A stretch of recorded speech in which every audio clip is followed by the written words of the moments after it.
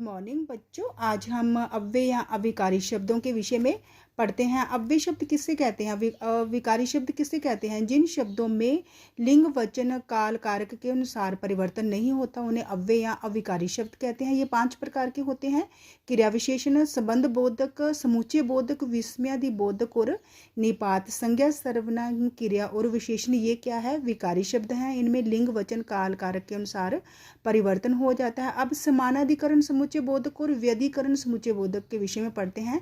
ये किसके 2 प्रकार हैं? यह समुच्चय बोधक के 2 प्रकार हैं।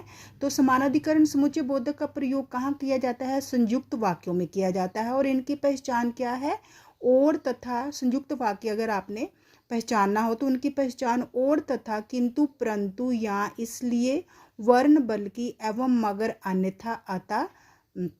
तो ये किसकी पहचान है? समानाधिकरण। और व्यधिकरण समुच्चय बोधक का प्रयोग कहाँ किया जाता है? मिश्र वाक्य में। और इनकी पहचान चिन्ह क्या है? के, क्योंकि, जो, वह, जिसे, उसे, ऐसा, जो, जब, तब, वही, जिसे, वही, यहाँ, जितना, उतना, मानो, यद्यपि, तो, यह, ताकि। तो अब उपयुक्त समुच्चय बोधक शब्दों द्वारा रिक्त स्थानों की पूर्ति कीजिए। अमृतसर और जालंधर में हमारे कई संबंधी हैं। यदि रुपये होते तो विमला कंबल खरीद लेती। ऐसे मित्र बनाने चाहिए जो आपकी सफलता से प्रसन्न हो। कस्तूरीलाल ने बहुत परिश्रम करके धन और यश कमाया, लेकिन बेटों ने स्वाहा कर दिया।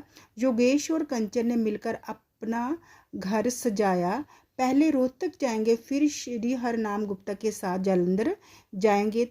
तो समुच्चय बोधक अव्यय की परिभाषा क्या है? 2 शब्दों, वाक्यांशों और उपवाक्यों को जोड़ने वाले शब्द को क्या कहते हैं? समुच्चय बोधक कहते हैं। तो अब हमने ये इसके 2 प्रकार हैं समुच्चय बोधक के: समानाधिकरण समुच्चय बोधक और व्यधिकरण समुच्चय बोधक। समानाधिकरण का प्रयोग संयुक्त वाक्यों में, व्यधिकरण का प्रयोग मिश्रित वाक्यों में किया जाता है।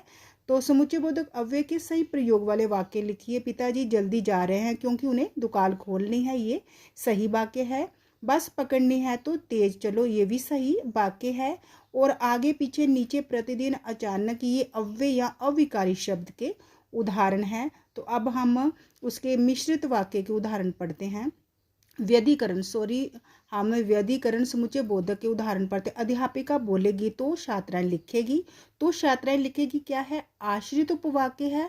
अध्यापिका बोलेगी ये क्या है? मिश्रित वाक्य है। और ये किसका उदाहरण है? मिश्र वाक्य का उदाहरण है। नेता आते हैं क्योंकि उन्हें कुर्सी चाहिए। तो ये भी किसका उदाहरण है? मिश्रित वाक्य का, क्योंकि उन्हें कुर्सी चाहिए आश्रित उपवाक्य है। नेता आते हैं नेता आते हैं क्या है? प्रधान उपवाक्य है।